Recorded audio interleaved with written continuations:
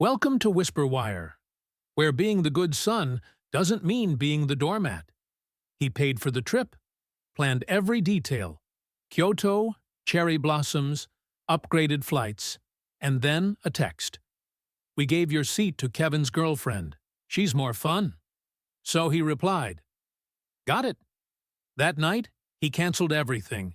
The trip, the house keys, the Golden Boy free ride. Because they didn't just erase him from a vacation, they erased him from the family and expected him to still pay the bill. I booked a $9,400 family trip to Japan for Dad's 60th, only to get a text. We gave your spot to Kevin's girlfriend. She's more fun. I replied, got it. That night, I canceled the entire trip. Flights, hotel, everything. When they returned, the locks were changed. The rent had tripled, and their cards declined at the coffee shop. That was just the beginning. I stared at the message on my phone, the blinking dots taunting me as if there was more cruelty waiting just below. It was from my mother, simple, casual, like she hadn't just thrown 3 months of planning and $9,400 of my money in the trash. We gave your spot to Kevin's girlfriend. She's more fun. No apology, no explanation, just a smirking slap in digital ink. My reply was just as short. Got it. And then I did what no one expected. I canceled the entire trip. Flights, hotel, everything. Non-refundable. Didn't care. I booked it, I'd kill it. And that night, I changed the locks to the family house. It was in my name anyway. They've been living their rentrée for the last 5 years, laughing behind my back. It was finally my turn to laugh. But let's rewind. Let me tell you how I got to the point where I could destroy a family vacation, triple the rent on my parents, and cut off my golden boy brother like a tumor I should have removed years ago. It started with one stupid idea, to be the good son. My dad was turning 60. A milestone, and I thought, what better way to celebrate than a family trip to Japan? He'd always talked about seeing Kyoto's cherry blossoms before his knees gave out. And my mom adored sushi like it was religion. Kevin, my younger brother, said he dreamed of eating real ramen, not the cheap college stuff. So, I did the thing everyone said I shouldn't. I paid for it all. $9,000 for 100 flights, hotels, bullet train passes, even restaurant reservations. I coordinated the itinerary between my work deadlines, spent weekends calculating hotel proximity to shrines and shops, comparing ticket prices. I even upgraded their flights to premium economy. I didn't care about luxury for myself.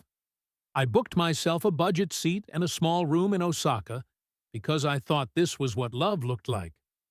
But Kevin always finds a way to remind me who I am in this family. Not the favorite, not the fun one, just the guy who pays. So when I saw the text, we gave your spot to Kevin's girlfriend. She's more fun. It wasn't shock I felt. It was clarity. And clarity is dangerous in the hands of someone who's been used for too long. They always thought I'd stay quiet, until I didn't. It started with guilt. That's how they hook you. Not with love, not even with obligation. Just guilt. My parents had never asked me to pay for things directly. No, they preferred subtle tactics. Kevin's doing his best, but it's so hard for young people these days. You're lucky to have a stable job. Not everyone can say that. Your father and I are proud of you. You know, we just wish Kevin had your drive. At first I paid because I wanted to. Kevin was my younger brother. I figured helping him finish college was the right thing to do. I covered his tuition, his books, even bought him a laptop when his old one mysteriously broke 2 weeks before finals. But help became expectation fast. 3 months after his graduation, he hadn't even applied for a job. Still figuring things out, he said, playing FIFA on the couch all day. I'd come home from a 12-hour shift, to find him eating takeout with his feet on my coffee table, food I paid for in a house I owned. And Mom would say, "He just needs some time. Don't pressure him, Dad." He wouldn't even look up from his iPad.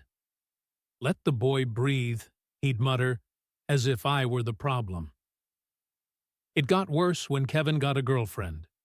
Madison Mads, as she insisted I call her, moved in 2 months after they started dating. No rent, of course, no discussion, just suddenly there.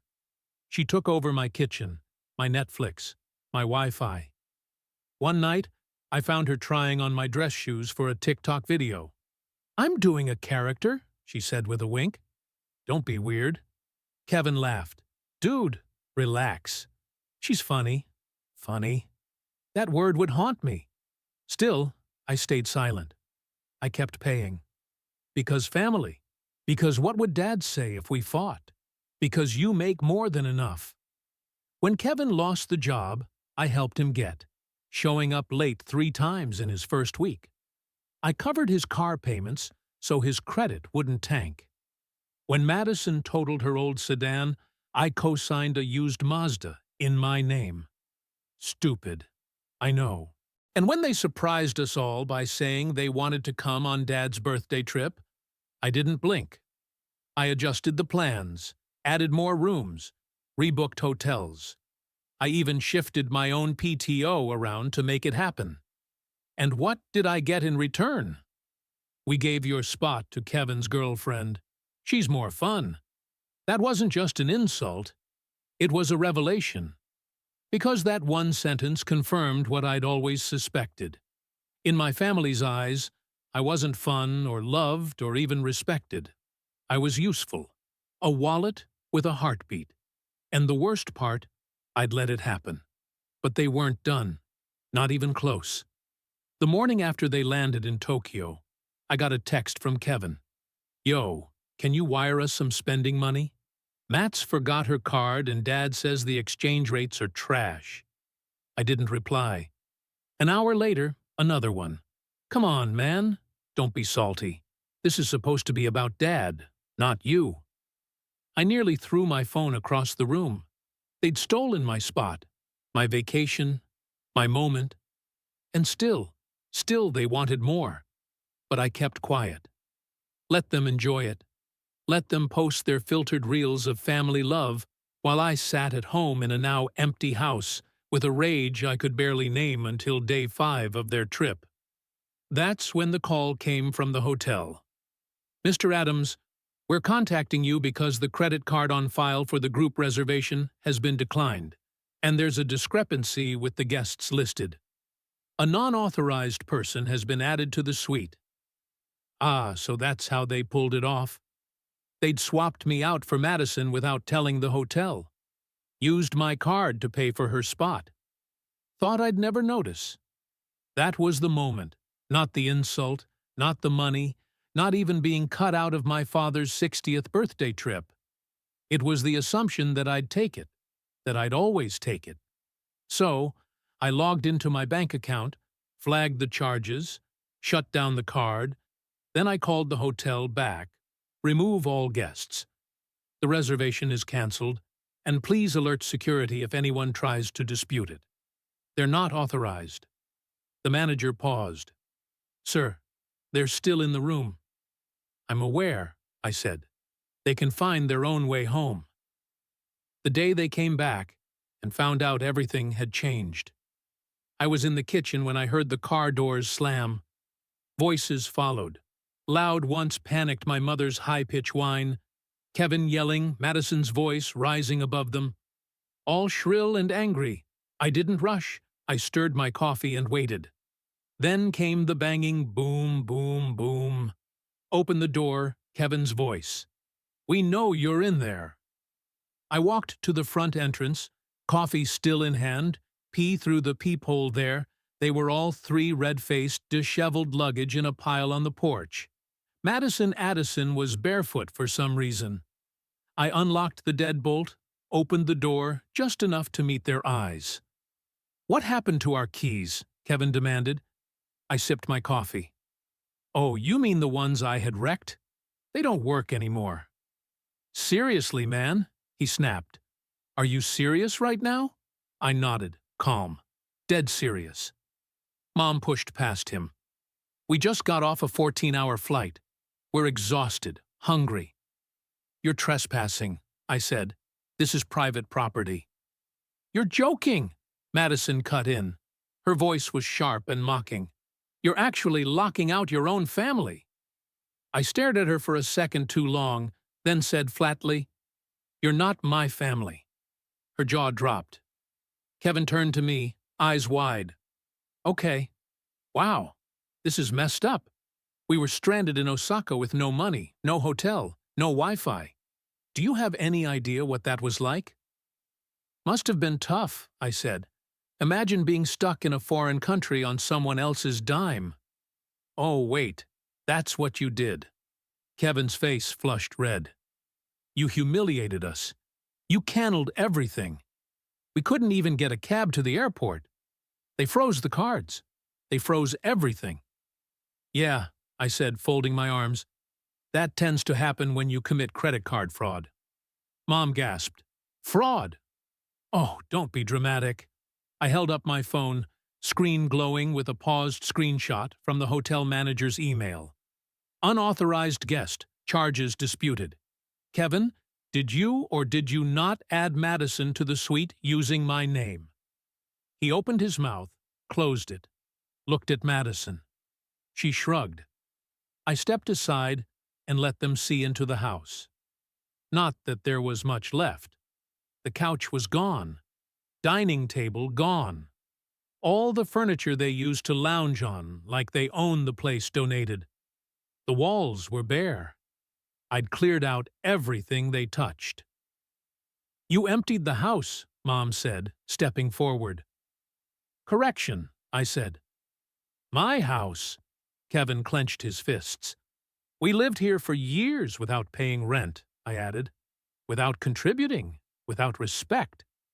Mom's face contorted. We're your family. This is disgusting. You're punishing us for one mistake. I laughed once. One mistake? You stole my vacation, used my credit, threw me out of my own plans for my father's birthday because I wasn't fun enough. Do you even hear yourselves? You're being petty, Madison said, rolling her eyes. You're mad because we had a better time without you. That's when I stepped fully outside. Closed the door behind me. You think this is about Japan? I asked, voice quiet now.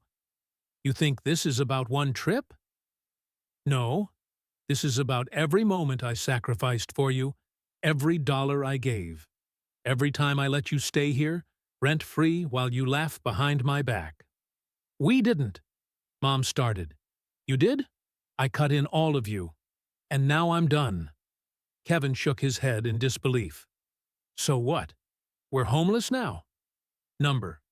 I said you've got 2 weeks. Rent's tripled. Utilities are on you and the guest suite's locked. If you want to stay, you pay. He scoffed. You can't be serious. Madison folded her arms. You can't just evict us. Actually, I said, pulling a copy of the lease agreement from my coat pocket. I can. It's legal. It's done. And your credit cards? Declined this morning at the coffee shop. I got a notification. The silence hit like a bomb. I turned to walk back inside. Kevin lunged after me, grabbing my arm. Wait, please, he said. His voice cracked. You don't understand. I don't have anywhere to go, Madison. She thought this trip would make us closer with the family. She didn't mean to hurt you. Madison opened her mouth to argue but stopped. Kevin was crying. I looked at him, really looked at him, and felt nothing. No pity, no rage, just a clean, cold emptiness. You were my brother, I said, and you traded me for entertainment value. That's not a family. That's a reality show. Then I walked inside, locked the door, left them standing there in the wind. They came back to a new world, one without me. 3 days. That's how long it took after they came back for the real chaos to start. The first morning after their return, It was quiet. Too quiet. I expected yelling, guilt trips, maybe a barrage of messages in the family group chat. But nothing. I had breakfast alone, coffee, a croissant, and a strange, satisfying sense of peace. It was a silence I hadn't felt in years. Not the kind you hear, the kind you carry inside you. But by day 4, my phone finally lit up. "Can we talk?" "Mom, I'm sorry about what happened. We all made mistakes. Please don't do this to your father." I didn't respond. Not because I didn't have anything to say, I just didn't owe them an explanation anymore. For the first time in my life, I felt no obligation to justify myself to people who never really listened. Then the real fallout began. The cards were blocked. Madison tried to buy coffee downtown, declined twice. I got the push notification and smiled. She posted a story. Some people are just vindictive and deleted it 5 minutes later. The rent, a week after the new lease kicked in, triple the old rate. I got an email. "Hi, we're struggling with the new rent. Could we discuss alternatives?" No name, just the family account. I ignored it. Jobs. Kevin, who'd spent years lounging in my house without a single proper job, suddenly started picking up part-time gigs. A friend at the gym told me Kevin was now folding towels at the front desk. I didn't feel pity. I moved into a small loft apartment downtown. Concrete floors, tall windows, minimalist everything. No family-style clutter, no borrowed shoes in the hallway, no half-eaten leftovers that weren't mine. I woke up at 7 a.m., hit the gym, worked from home, took walks in the evening, and for the first time in years, every moment, every dollar, every breath belonged to me. No text asking to pitch in for groceries, no guilt trips about, just a little help till payday. No calls from Mom saying, "It's your brother." How can you say no? Just quiet. In week 2, Kevin finally texted, "I know I messed up. I really do. Mads left. She said she didn't sign up for this. I get it now. You were right." I stared at it for a long time. This was the same Kevin who laughed at my plans, said I was too serious, that I didn't know how to have fun. Now, he was alone. Left by the fun girlfriend, forced to face the mess without his human credit card. I didn't reply. Then the rail bomb dropped. A letter from a lawyer. "Your parents are claiming partial ownership of the house." My attorney explained, based on alleged financial contributions over the years. "We've requested proof. So far, they've sent nothing." I laughed. Not because it was funny, but because it was so absurd it didn't deserve anything more. They always believed that if I owned something, they had rights to it. I remembered my mother's line, "This is a family home, sweetheart. What's yours is ours." But now ours meant nothing. Mom sent another message. "We didn't raise you to be like this. What would Dad think this time?" I replied, "You raised me to serve you." That ends now. What shocked me most wasn't their anger. It was how fast they fell apart without me. Kevin was working 10-hour shifts, scrambling to cover bills. Mom started calling old friends, the same ones she used to mock for having ungrateful children. Dad, silent as always. He'd been quiet for every fight, every insult, every betrayal. His loyalty was to neutrality. And now they were finally living in the world they built. One where I didn't exist to fix everything. And me, I sat on a new couch in a new apartment, drinking coffee no one criticized, surrounded by nothing I didn't choose. For the first time in my life, I wasn't being used. For the first time, I wasn't obligated to show up for people who never showed up for me. And for the first time, I wasn't angry. I was free. I was never the problem. I was the solution they abused. Sometimes silence is louder than screaming. 3 months have passed since I pulled the plug. No more free rent.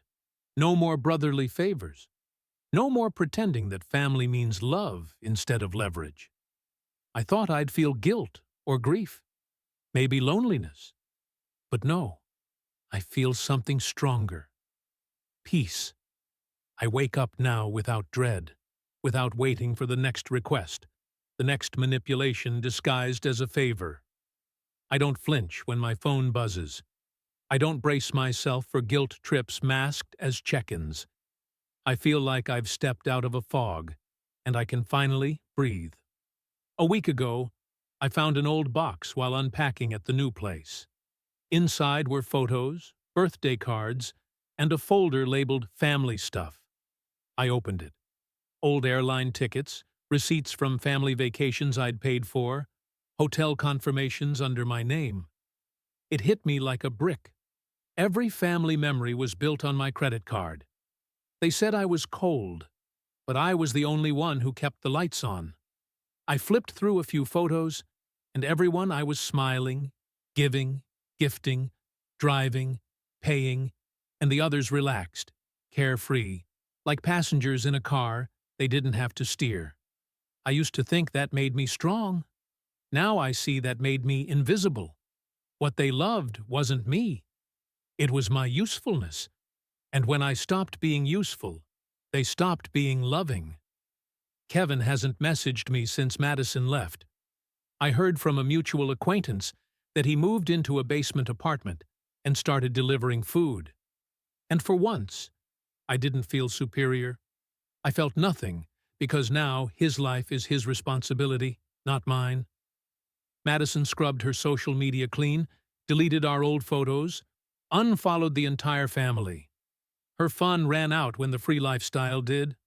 "Mom," she sent one final text. "We didn't raise you to be like this. We miss who you used to be." And I answered, "You miss the version of me who never said no." "He's gone." Dad stayed silent. Of course he did. He always did. Years of watching things fall apart while sipping his coffee in silence.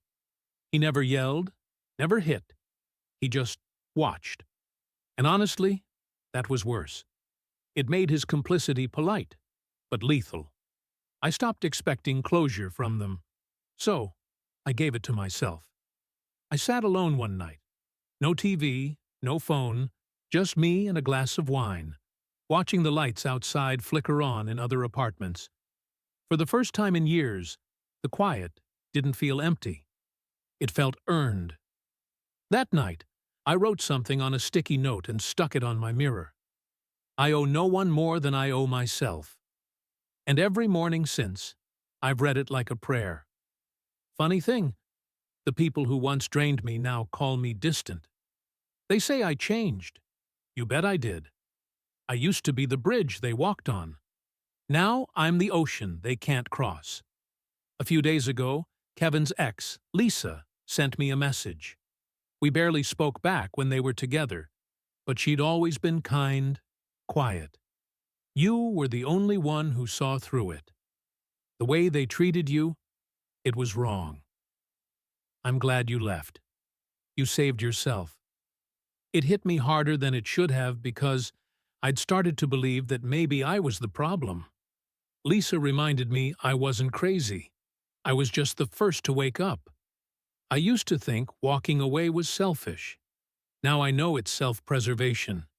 They taught me that love comes with sacrifice, but never their sacrifice, only mine. They called me cruel. I call it clarity. They called me heartless. I call it healing. They called me selfish. But only after I stopped being theirs. And now the best part? I don't hate them. I don't wish them pain. I just don't owe them anything anymore. And that freedom, it's like breathing for the first time. Next week I'm flying to Iceland. Solo trip. I've always wanted to see the northern lights. Never went because there was always someone else's emergency, someone else's drama, someone else's vacation at my expense. But not anymore. This time, I'll go for me. And when I'm standing under that glowing sky in the freezing air, thousands of miles from everything I used to carry, I'll finally say it out loud. I am not your safety net. I am not your plan B. I am not your bank, your backup, or your fool. I am me. And for the first time in my life, that's subscribe to Whisper Wire, where clarity cuts deeper than revenge, and silence isn't surrender, it's healing.